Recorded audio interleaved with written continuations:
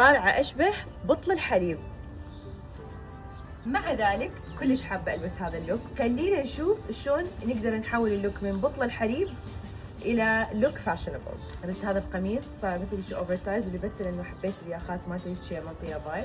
هذه التنورة الحلو بيها إنه بيها جيوب. هسه شلون نقدر نقلب بطل الحليب؟ الحزام اللي كلكم تحبوه لبسناه بأكثر من لوك، it elevates each look. شوفوا.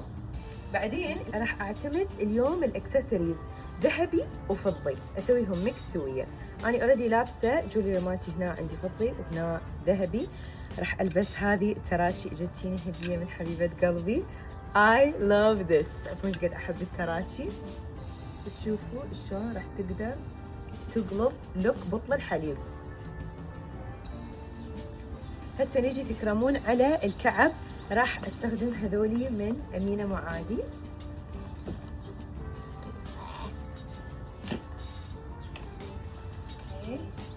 روح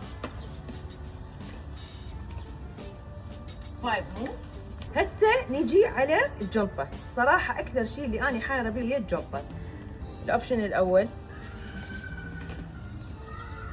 الأوبشن الثاني ممكن هاي، والأوبشن الثالث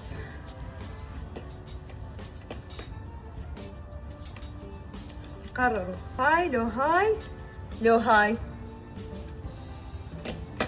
اكتبوا لي جوا بالتعليقات ضبطت بطل الحليب لو بعد بطل الحليب. اشوفكم باي.